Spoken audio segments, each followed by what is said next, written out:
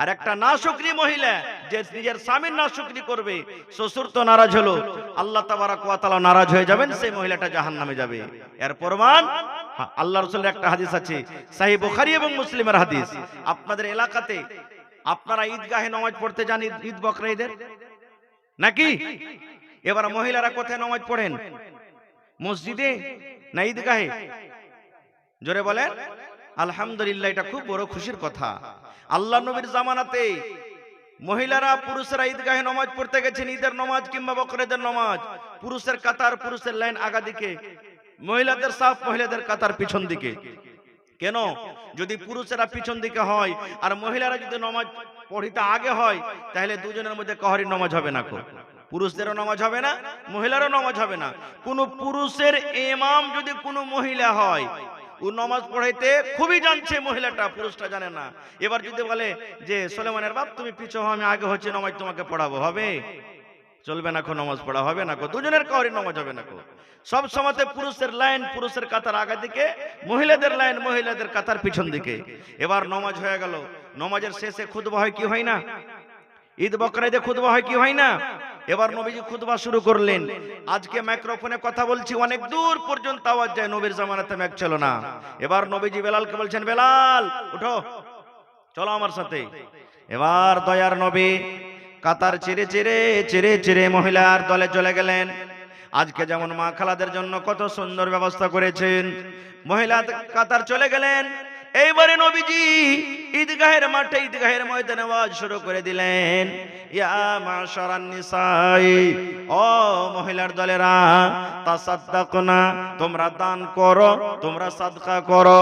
কেন না ফা ইন্নী উরিতুকুন্না আকসারা হালিন নার, যেদিন আল্লাহ রাব্বুল আলামিন আমাকে মিরাজ করালছেন, ওই মিরাজের রাতে আল্লাহ আমাকে আদেশ করলেন, নবী গো, আপনার উম্মতের জন্য আমি জান্নাত করেছি, যান যান একটু জান্নাত ঘুরে এসেন। আমি জান্নাত ঘুরে ঘুরে দেখলাম।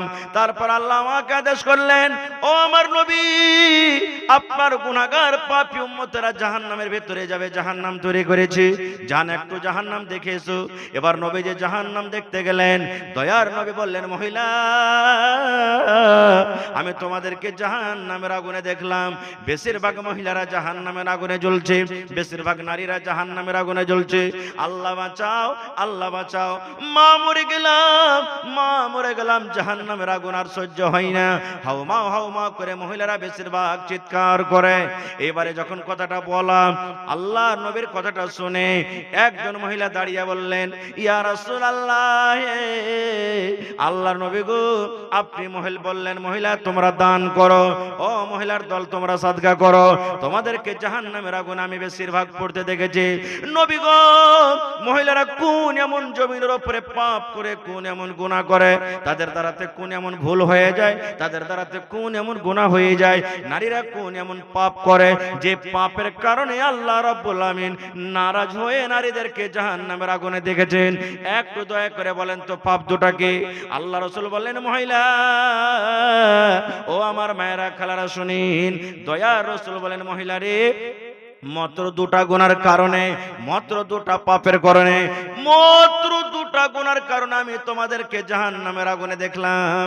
এক নম্বর হলো তুকসুরনাল্লানা, মায়েরা খালারা বেশি বেশি করে লানতান করে। দুই নম্বর গুনাহ হলো ওয়াতাকফুনাল আশির, মায়েরা নিজের স্বামীর মালের নাশুকরি করে। দুটা গুনাহ। এক নম্বর তুকসুরনাল্লানা, তারা লানতান বেশি করে। দুই নম্বর ওয়াতাকফুনাল আশির, নিজের স্বামীর মালের নাশুকরি করে। লানতান কাকে বলে জানেন? ধরেন যে আমার কোনো ভাই আজকে জালসা শুনতে এসেছে, আমার মায়েরা খালারা কত হয়তো বাড়ি চলে গেছেন। বাড়ি যাওয়ার পর তখন বলছে, আব্দুল্লাহ রে, তোর বাপটাকে ডেকে লেগে তো শুধবে না, কতক্ষণ রাতে জালসা শুনে যদি বেশিরভাগ রাত হয়ে যেত, সকালে কাজে যেতে পারবে না। ছেলেটা বলছে যে না, আমি যাবো না। খুব তো মা খালারা দুয়া দেবে, কি গোলামের বেটা গোলাম, জেরে বেটা জেরে, পরে বেটা পরে, একটা কথা বলছি, গোলামের বেটা শুনতে চায় না, তোকে কবর ভরবো, তুই কবরে সানিয়ে যা। তুই একবারে দাঁত কটাকে চিপে চিপে, মানে এমন ভাবে বলবে যেন ছেলেটাকে চাবিয়ে খেয়ে নিবে। কিংবা আমার মায়েরা খালারা ধান গম মাকই রোদে শুকাইতে দিয়েছে, হঠাৎ করে পানি এলে ভিজে গেল, লিপাটি লাগা ম্যাগ, এতদিন ম্যাগ ঘন্টা হয়নি, আজ গহম কোটা দিয়েছি, ভুট্টা দিয়েছি, শুকা যেত, ম্যাগ এসে ভিজে গেল। রে আমার মায়েরা খালারা শোনেন, এটা হাদিসে কুদসি আল্লাহ রাসূল বলেছেন, আল্লাহ বলেন লা তাসুব্বু দাহার, খবরদার তোমরা জামানাকে গালি দিও না। আল্লাহ বলেন আনা দাহরুন, আমি হলাম জামানা। এই দুনিয়ার মানুষ, তোমরা যদি মেঘকে গালি দাও, আমি আল্লাহ আমাকে গালি দাও হলো। তোমরা যদি রোদকে গালি দাও, আমি আল্লাহ আমাকে গালি দাও হলো। তোমরা যদি গরমকে ঠান্ডাকে গালি দাও, আমি আল্লাহ আমাকে গালি দাও হলো। আল্লাহ বলেন খবরদার খবরদার, তোমরা মেঘকে, পানিকে, রোদকে, ঠান্ডাকে তোমরা গালি দিও না। 2 নম্বর রাসূল বলেছেন ওয়াতাকফুন আলা শির, মহিলারা নিজের স্বামীর মালে নাশুকরি করে। নাশুকরি কিভাবে করে? ধরেন আমার কোনো ভাই কুমেদপুর মার্কেট চলে গেলেন, যাইছেন, আমার কোনো মা, খালা, দাদি, নানি, বহিন যদি বলে যে হালেমার বাপ, আমার শাড়িটা ছিঁড়ে গেছে জি, একটা আমার জন্য শাড়ি গালা নিয়ে আসিয়ে তো খুব সুন্দর দেখে। আমার ভাই এই কাজ ওইটা এটা কিনতে কিনতে টাকা নেই, শেষ হয়ে গেছে, শাড়ি আর কেনেনি। বাড়িতে এসেছে, দেখছে বেগ দেখে, বলছে ঝোলা দেখে যে শাড়ি কেনেনি। ই ওকে খাইতেও দেয় না, পানিও দেয় না, রাগে খালি সাপের মতন ফুলছে। আর দিয়ে অস্তে ফস্তান বলছে হাজি তোমাকে এখানটা শাড়ি আনতে বলেছি, তুমি শাড়ি আনোনি? তো যদি বলে দেয় আমার কোনো ভাই জাজি আচ্ছা অন্যদিন তোমাকে নিয়ে দিব, টাকা ছিল না বলে কিনিনি, তো কি বলবেন জানেন? ই মিনসে, ই কাঞ্জুস, ই কিরপিন, ই খাইস্টার বাড়িতে এসে জীবনে সুখ শান্তি আমি পেলাম না। খো একটা জিনিস, একটা কথা বলে আমার কথাটা জীবনে শুনবে না। খো এই আমার মায়েরা খালারা শোনেন, আপনার স্বামী আপনার জন্য কত কষ্ট করেছেন গে মা। আপনার স্বামী আপনার জন্য দেখবেন রাতের বেলাতে কত ভাই আমার 3টা 4টা রাতে মাছ কিনতে চলে যায়, কত ভাই আমার বাজারে চলে যান, দোকানে চলে যান, কত ভাই আমার কাজে কামে চলে যান। মেঘ হয় ঝমঝম করে তাও কাজে চলে যান, মাঠে ঘাটে চলে যান। কত রোদ হয় তা রোদ দেখেন আমার ভাইয়েরা কাজে চলে যান। মাগে খালাগে বোন রে, আপনার জন্য আপনার স্বামী এত কুরবানি করে, আপনার জন্য নিজের জীবনটাকে হারিয়ে দেয় গে মা। কিন্তু একদিন কমে যাওয়ার কারণে, একদিন না পাওয়ার কারণে, একদিন কমে যাওয়ার কারণে আপনি জীবনের সমস্ত নিয়ামতকে ভুলে গেলেন। এই জন্য আল্লাহ রাসূল বলেছেন মহিলারে, এই 2টা পাপ করার কারণে, এই 2টা গুনাহ করার কারণে আমি তোমাদেরকে জাহান্নামের আগুনে দেখলাম রে মহিলা। তাই যদি তোমরা দান করো, তোমরা যদি সাদকা করো, তোমরা যদি খায়রাত করো, আল্লাহ রাব্বুল আলামিন তোমাদের দানের কারণে তোমাদের জাহান্নামের আগুন থেকে আল্লাহ রাব্বুল আলামিন তোমাদেরকে বাঁচিয়ে নেবেন। এবার মানুষ জালসা শুনতে যায় তো টাকা নিয়ে যায়, যেমন মায়েরা খালার আজকে জালসা শুনতে এসেছে, দান করতে হবে, টাকা নিয়ে যাব। নামাজ পড়তে কে কয়টা টাকা নিয়ে যায়? কিন্তু রাসূল বললেন দান করো। হযরত বেলাল বললেন আমি রুমাল বিছিয়ে দিলাম, আমি তলিয়া বিছিয়ে দিলাম, আমি গামছা বিছিয়ে দিলাম। এবারে মহিলারা দান করতে শুরু করলেন। কি দান করলেন গে মা? কে কান থেকে বালি খুলে দিয়ে দিলেন, কে গলা থেকে হার খুলে দিয়ে দিলেন, কে হাত থেকে এই আংটি খুলে দিয়ে দিলেন, কে পা থেকে পায়েল খুলে দিয়ে দিলেন। সুবহানাল্লাহ, যার কাছে যা গয়না গাটি ছিল খুলে খুলে খুলে আল্লাহর নবীর সামনে দান করে দিলেন। নারে তাকবীর। হয়নি, হবে না, হতে পারে না, আমার নবীর সাথে কারো তুলনা। হয়নি, হবে না, হতে পারে না, আমার নবীর সাথে কারো তুলনা। হায়রে তুলনা তো দূরের কথা, ছায়াও মিলে না। হয়নি, হবে না, হতে পারে না, আমার নবীর সাথে কারো তুলনা। সকল নবী রাসূল ছিলেন খোদার দিবানা, 2 চোখতে দেখব খোদা ছিল তামান্না। সকল নবী ছিলেন আল্লাহর দিবানা, 2 নয়নে দেখব খোদা ছিল তামান্না। আরে মোর নবীকে ডেকে নিলেন, আরে মোর নবীকে ডেকে নিলেন, দেখবে রব্বানা। হয়নি, হবে না, হতে পারে না, আমার নবীর সাথে কারো তুলনা। হয়নি, হবে না, হতে পারে না, আমার নবীর সাথে কারো তুলনা। ইউসুফকে দেখে যারা আঙ্গুল কেটেছে তারা কি আমার নবীর রূপ দেখেছে? ইউসুফকে দেখে যারা আঙ্গুল কেটেছে তারা কি আমার নবীর রূপ দেখেছে? আরে দেখতো যদি কেটে দিত, আরে দেখতো যদি কেটে দিত কলিজাখানা, হয়নি, হবে না, হতে পারে না, আমার নবীর সাথে কারো তুলনা, হয়নি, হবে না, হতে পারে না, আমার নবীর সাথে কারো তুলনা। নারে তাকবীর। তাহলে এই হাদিস থেকে আমরা কি বুঝতে পারলাম? যে মায়েরা খালারা প্রথম নম্বর নিজের স্বামীর মালের জীবনে নাশুকরি করবেন না কো।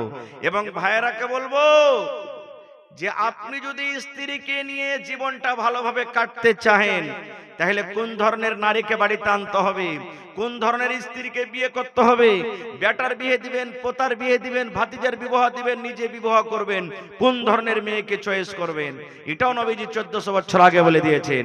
কি আল্লাহ রাসূল বলেছেন, ও দুনিয়ার মানুষ তোমরা শুনে নাও, তোমরা যদি নিজের বাড়িটাকে জান্নাতের বাড়ি করতে চাও, তোমরা নিজের বাড়িটাকে যদি গোলাপ ফুলের মতন করে সাজিয়ে রাখতে চাও, তোমরা যদি নিজের বাড়িতে সুখ শান্তিতে থাকতে চাও, যদি তুমি নিজের বাড়িতে আরামের শাক থাকতে চাও, রে উম্মত, উম্মত রে, আমি নবী তোমাদেরকে বলে যাই, যখন তুমি বিয়ে করবে, তোমার পোতার যখন বিয়ে দিবে, তোমার নাতির যখন বিয়ে দিবে, যখন তোমার ভাতিজার যখন বিয়ে দিবে, তোমার ছেলের যখন বিয়ে দিবে, আল্লাহ রাসূল উম্মতকে ডাক দে বলছেন, উম্মত রে, যে মেয়ে ছেলের মধ্যে 4খানা গুণ থাকবে, যে মহিলার মধ্যে, নারীর মধ্যে 4খানা গুণ হবে, ওই মেয়ে ছেলেকে তুমি বউ করে বাড়িতে নিয়ে আসি। রে উম্মত, যদি 4খানা গুণ দেখে তুমি যদি স্ত্রী করে বাড়িতে নিয়ে আসো, তাহলে তোমার জীবনের সুখ তোমার হয়ে যাবে, তোমার বাড়িটা জান্নাতের বাড়ি হয়ে যাবে। এবার বলবেন মাওলানা কি? আল্লাহ রাসূল বলেছেন, তুনকাহুল মারাতু লিআরবাইন, মেয়েদেরকে 4টা গুণ দেখে বিয়ে করা হয়, যে মেয়ের মধ্যে 4খানা গুণ থাকবে, আল্লাহ রাসূল বলেছেন ওই মেয়েকে তুমি বিয়ে করো। 1 নম্বর রাসূল বলেছেন লে মালে হা, যে মেয়ের কাছে মাল থাকবে, আপনি যাকে বিবাহ করবেন দেখেন তার কাছে মাল আছে কিনা, তার বাড়ি আছে কিনা, তার গাড়ি আছে কিনা, তার কাছে জমি আছে কিনা, তার বাবার কাছে মাল আছে কিনা, তার বাবার কাছে জমি আছে কিনা, তার বাবার কাছে গাড়ি আছে কিনা। প্রথম নম্বর যেটা নবী বলেছেন, উম্মত রে, দেখো তুমি মাল আছে কিনা, তার বাবা ধনী লোক আছে কিনা, তার বাবার কাছে মাল আছে কিনা। এবার যখন দেখলেন মাওলানা মালদার আছে, ধনী আছে, 2 নম্বরে রাসূল বলেছেন বলে হাসাবেহা, তার বংশ দেখো, সে মেয়েটার ঝাড় দেখো, তার খানদান দেখো। এবার দেখলেন হ্যাঁ খানদান খুব বড় আছে, খানদান খুব ভালো আছে। 3 নম্বরে নবী বলেছেন ওয়ালে জামালেহা, যাকে তুমি বউ করে বাড়িতে নিয়ে আসবে, দেখো দেখতে সুন্দর আছে কিনা, চেহারা সুন্দর আছে কিনা, হাঁটার স্টাইলটা ভালো আছে কিনা, তার শরীরের গঠনটা ভালো আছে কিনা। 3 নম্বরে রাসূল বলেছেন, উম্মত রে, যাকে তুমি বউ করে বাড়িতে নিয়ে আসবে, দেখো সে দেখতে সুন্দর আছে কিনা। 4 নম্বরে রাসূল বলেছেন ওয়ালে তিনহা, 4 নম্বর গুণ দেখতে হবে, তার মধ্যে দিনদারি আছে কিনা, নমাজ পড়ে কিনা, নমাজ পড়িতে জানে কিনা, রোজা রাখে কিনা, তেলাওয়াত করে কিনা, কোরআনের সূরা মুখস্থ রয়েছে কিনা। আল্লাহ রাসূল বলেছেন, উম্মত রে, 1 নম্বর হলো মাল, 2 নম্বর হলো বংশ, 3 নম্বর হলো সৌন্দর্য, 4 নম্বর রাসূল বলেছেন দিনদারি নেককার। এইবারে বলবেন মাওলানা 4খানা গুণওয়ালি মহিলা পাওয়া যাবে না, হয়তো 1000-এ একটা পাওয়া যাবে, হয়তো 500টাতে একটা পাওয়া যাবে, হয়তো 100-এ একটা পাওয়া যাবে। যদি কোনো মহিলা দিনদারি হয়, হয়তো সেই মহিলা গরিব হবে। যদি কোনো মহিলা যদি ধনী ঘরের হয়, হয়তো দেখতে সুন্দর নয়। এই করে করে মাওলানা 4খানা গুণ কোনো মহিলার মধ্যে পাওয়া যাবে না। তাইলে কি করতে হবে? আল্লাহ রাসূল বলেছেন, উম্মত রে, 4খানার মধ্যে যদি আগেকার 3খানাই না থাকে, শুধু একটাই আছে, তার মধ্যে দিনদারি। আল্লাহ রাসূল বলেছেন ফাসফার বেজাতি দিন, দিনদারি মেয়ে ছেলেকে তুমি তারজিহ দাও, দিনদারি মেয়ে ছেলেকে তুমি বউ করে বাড়িতে নিয়ে এসো, গরিব হয় তাও চলবে, মাল না থাকে তাও চলবে, বংশ বড় না হয় তাও চলবে, দেখতে যদি সুন্দর না হয় তাও চলবে, কিন্তু চতুর্থ নম্বর নবী বলেছেন উম্মত তার মধ্যে দিনদারি আছে।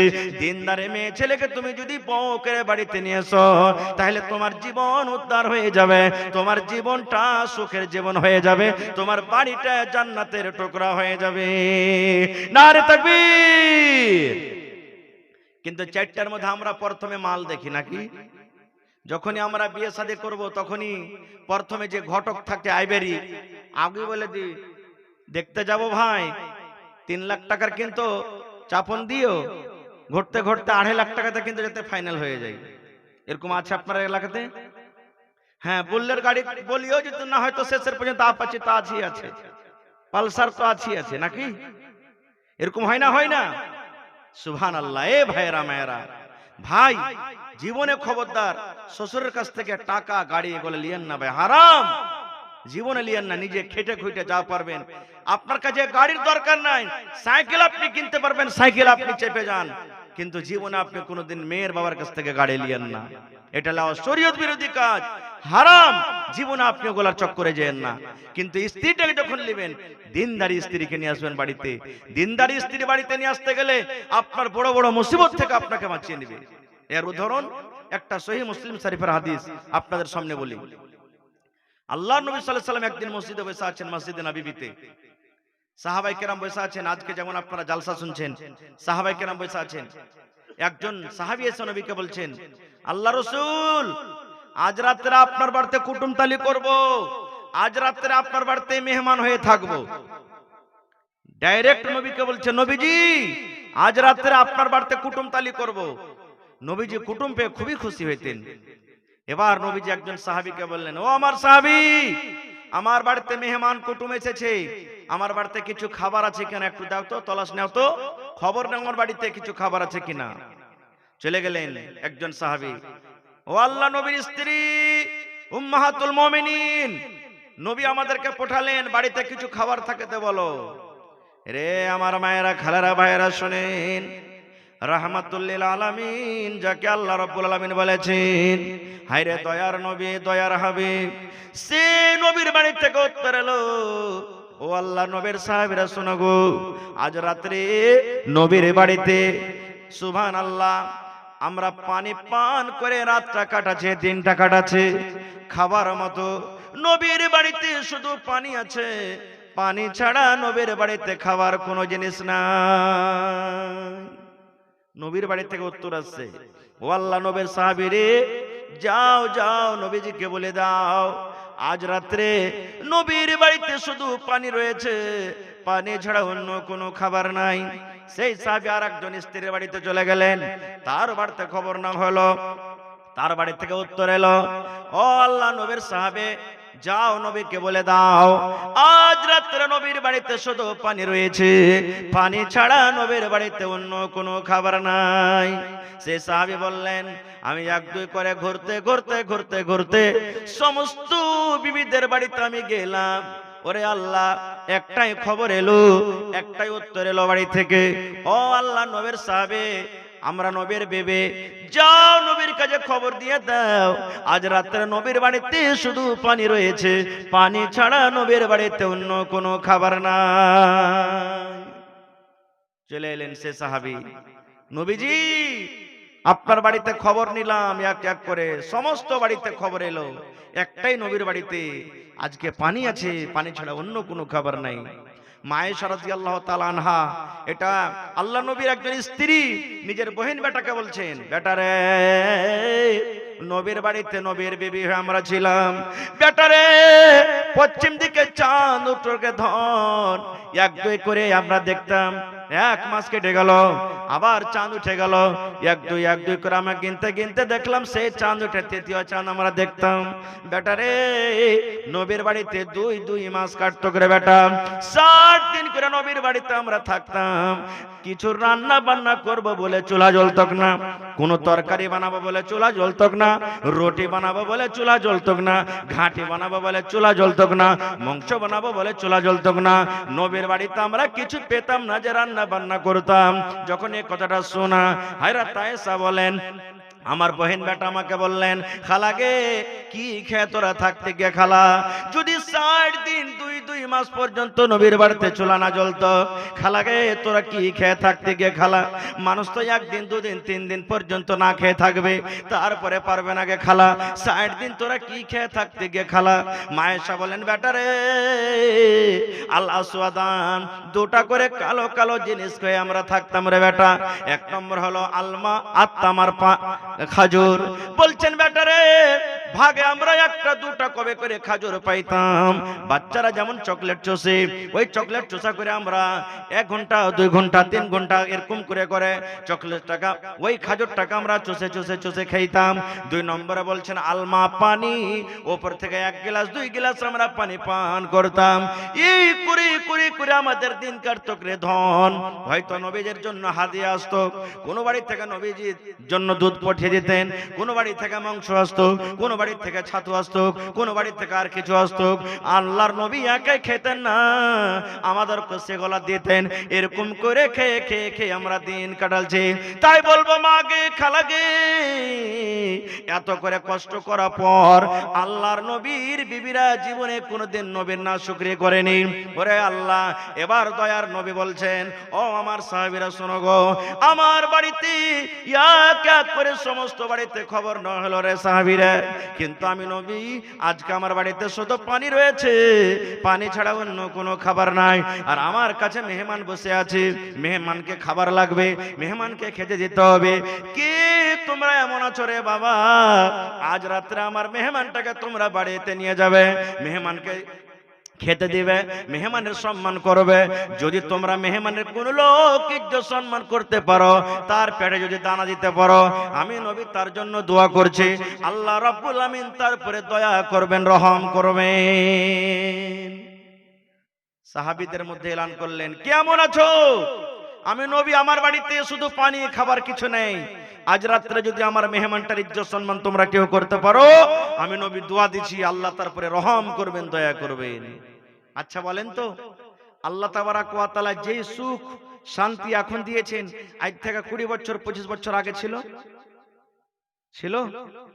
কত ভাই এখানে বসে আছেন, আমার সভাপতি আছেন, দেখবেন 20 বছর আগে 1 দিন 2 দিন না খেয়ে থেকে গেছেন, খাওয়ার মতন বাড়িতে কিছু পাইনি। এরকম দিন গেছে না যায়নি? হয়তো অল্প কিছু পেয়েছে, ওই এক মুঠ করে গোটা পরিবার নিয়ে খেয়েছেন, এত কষ্ট করে দিন কেটেছে।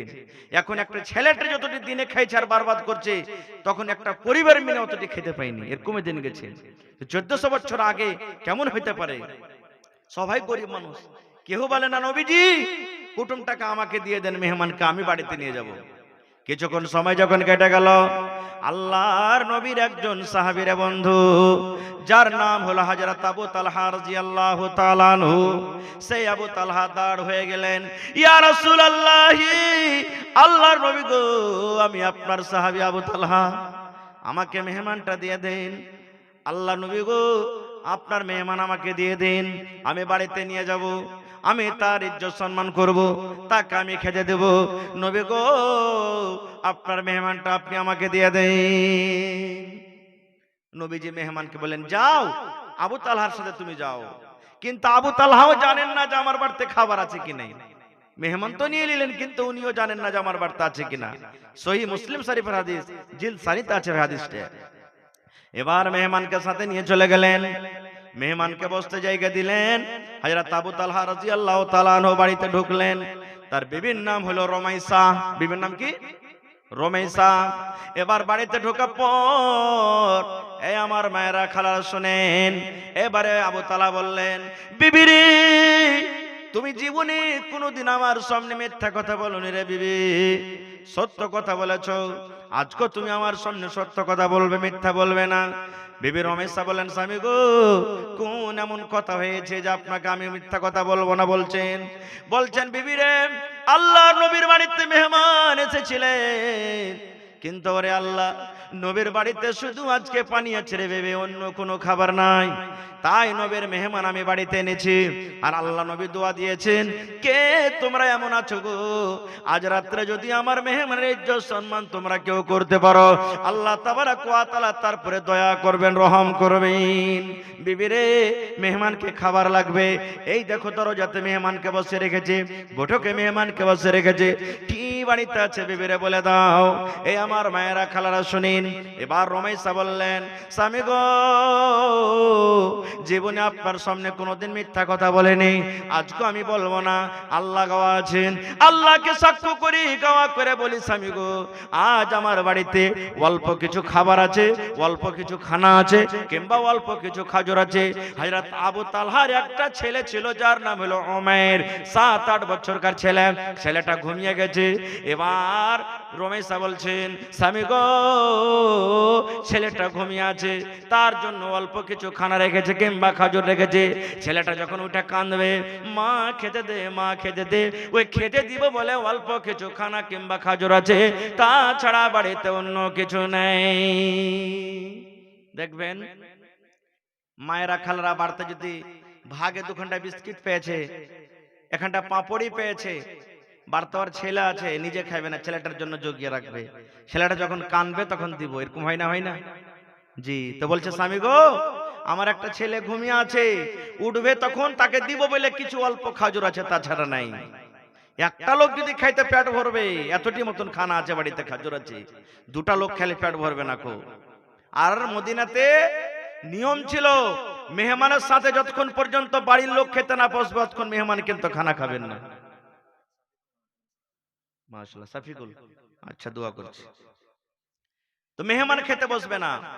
এবার আবু তালহা মনে মনে বলছেন, আল্লাহ কি এখন করব রব্বুল আলামিন, বাড়িতে একটা লোকের সমান খানা আছে, বাড়িতে একটা লোকের সমান খাবার আছে, আর আল্লাহ জি আজকে আমার বাড়িতে মেহমান, আর মেহমানের সাথে যদি আমিও খেতে বসে যাই রব্বুল আলামিন, তাহলে একটা লোকের খানা 2 দিকে ভাগ হয়ে যাবে, আমিও কিছু খাবো, আমার মেহমান কিছু খাবে। আর একটা লোকের খানা যদি 2 দিকে ভাগ হয়ে যায় তাহলে মেহমানের পেট ভরবে না, আর মেহমানের যদি পেট না ভরে তাহলে আমার মেহমান আমার বাড়ি থেকে নারাজ হয়ে চলে যাবে। একটা লোকের খানা 2টা লোক খাইতে পেট ভরবে? ভরবে জি ভাই? ভরবে না। আল্লাহ কি করব? আল্লাহ কি করব? আল্লাহ কি উপায় করব? ওরে সুবহানাল্লাহ। এই যুগেকার যদি মায়েরা খালারা হতো, কত মা খালা এমন দিনদার আল্লাহওয়ালা আছেন, এই দেখেন সুবহানাল্লাহ, গলা হাত থেকে বালা দিয়ে দিয়েছেন, ইনশাআল্লাহ হারও আসবে, ছাগলও আসবে ইনশাআল্লাহ। আপনার এলাকাতে ছাগল পুষে না? পুষে না? পুষে না? হ্যাঁ, ছাগল দিবে আজ হার মা খালারা কো একটা দানে ইনশাআল্লাহ। কাঁসার বদনা, কাঁসার থালি গেলা দেখছি একটাও আসেনি। হ্যাঁ, ইনশাআল্লাহ আসবে। খায়ের যা হোক। তো মায়েরা খালার, আমি বলছিলাম যে মসজিদে যদি কোনো একটা মৌলভী সাহেব চলে আসে জুমার দিন, আর কোনো ভাই যদি বলে চলেন মাওলানা আমার বাড়িতে খাইলেন, কিংবা চলেন ভাই, তো মা খালারা কি বলবেন জানেন? মিনসে গজুয়া কাহেকার, বাড়ির কোনো খবর নেই না, ভালো মন্দ কিছু আছে কিনা, মেহমান সাথে করে নিয়ে আসছে, দেরা মরার বেটা, মোরা কি খেতে দিবে এখন, তুই দে। কত সম্মান সম্মান করবে। ওরে আল্লাহ, হযরত আবু তালহা রাদিয়াল্লাহু তাআলা চিন্তায় চিন্তিত, বিবি রে, একটা লোকের সমান বাড়িতে খাবার আছে রে বিবি, আর আমার বাড়িতে মেহমান, যদি মেহমানের সাথে আমিও বসে যাই, একটা লোকের খানা 2 দিকে ভাগ হয়ে যাবে, আর আমিও যদি কিছু খাই মেহমান খাবে, তাহলে মেহমানের ইজ্জত সম্মান করা হলো না। কি করব আল্লাহ, কি করব? আল্লাহ তুমি কোনো বুদ্ধি দাও, আল্লাহ তুমি কোনো বুদ্ধি দাও। এই করতে করতে আল্লাহ তাবারক ওয়া তাআলা তার দেমাকে একটা বুদ্ধি দিলেন, তার দিলে আল্লাহ একটা দয়া দিয়ে দিলেন। কি? বিবিকে ডাক দিয়ে বলছেন আস্তে করে, বিবি রে, রাত হয়ে গেছে রে বিবি, এখন মেহমানকে খেতে লাগবে, আর একটা লোকের সমান খানা, বাচ্চা শুয়ে আছে, থাক, যখন ঘুম থেকে উঠবে বাচ্চাকে বুঝিয়ে নিব, তুমিও না খেয়ে আছো থাকো, আর আমিও না খেয়ে আছি থাকবো। বিবি রে, একটা তোমাকে বাহানা করতে হবে রে বিবি, একটা তোমাকে ছল করতে হবে। বলছে স্বামী গো, কি বাহানা করতে হবে গো স্বামী বলেন?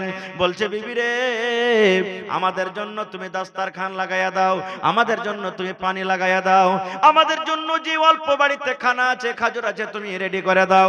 আর বাড়িতে যে চেরাক আছে, চেরাকের পলি থেকে তুমি ছোট্ট করে দাও, চেরাক যেন টিম টিম টিম টিম করে জ্বলে, চেরাকে যেন আলো না হয়। আমরা যখন দুজন খেতে বসবো তোমাকে ডাক দে বলবো, বিবি রে ও আমার বেবে রমেশা, দেখো তো চেরাকে তেল নাই নাকি, চেরাকে কেন আলো হয় না, টিম টিম টিম টিম করে কেন চেরাক জ্বলে? তুমি তেল ঢালার বাহানাতে চেরাক ঘরের ভিতরে নিয়ে বসে থাকবে, আর অন্ধকারে দুইজন আমরা বসে বসে খাবো। আমি কিন্তু খাবো না রে বিবি, আমি খাবো না। শুধু থালাতে হাত দেব আর মুখে দেব, থালাতে হাত দেব আর মুখে দেব, থালাতে হাত দেব আর মুখে দেব। মেহমান যাতে আমাকে এটাই মনে করাবো তালাও আমার সাথে খানা খায়। সুবহানাল্লাহ। ঠিক তাই করা হলো। বিবি রমেশা দাস্তারখান বিছিয়ে দিলেন, বাড়িতে যা খাজুর ছিল লাগিয়ে দিলেন, চেরাকের পয়েল থেকে টিম টিম টিম করে দিলেন, চেরাকে কিন্তু আলো হয় না। হযরত আবু তালহা রাদিয়াল্লাহু তাআলা আনহু মেহমানকে সাথে নিয়ে বসেছেন। এবার কথা মতো হযরত আবু তালহা বললেন, বিবি রে দেখো তো চেরাকে আলো হয় না, টিম টিম টিম টিম করে জ্বলে, বিবি রে দেখো তো চেরাকে তেল নাই নাকি? এবার বিবি রমেশা তেল ঢালার বাহানাতে চেরাকটা ভিতরে নিয়ে চলে গেলেন, চেরাক নিয়ে বসে আছেন। এবার হযরত আবু তালহা রাদিয়াল্লাহু তাআলা আনহু থালাতে হাত দেয় আর মুখে দেয়, থালাতে হাত দেয় আর মুখে দেয়, এই করে করে করে সমস্ত খাজুর মেহমানকে খাইয়ে দিলেন। হযরত আবু তালহা বলেন, আল্লাহর কসম করে বলি বন্ধুরে, সেই রাত্রে আমি আবু তালহা একটাও খাজুর পর্যন্ত খাইনি। সমস্ত খাজুর খাওয়া হয়ে গেল। ফজরের নামাজের আজান হলো, নামাজ পড়তে গেলেন মেহমানকে সাথে নিয়ে। নবীজি মুক্তাদির দিকে ঘুরে বসেছেন আবু তালহার সামনে। দয়ার নবী মুচকি মেরে হাসছেন আবু তালহার দিকে দেখি। এবার হযরত আবু তালহা বলছেন, ইয়া রাসূলুল্লাহ, মেহমানকে কি ইজ্জত সম্মান করতে পারিনি গো নবীজি, আপনি হাসেন। আল্লাহ রাসূল বলেন, আবু তালহা রে, আজ রাত্রে মেহমানের সাথে তুমি যা করেছো রে বাবা, আরে আল্লাহ রাব্বুল আলামিন জিবরিল মারিফাত আমাকে সব কিছু জানিয়ে দিয়েছেন।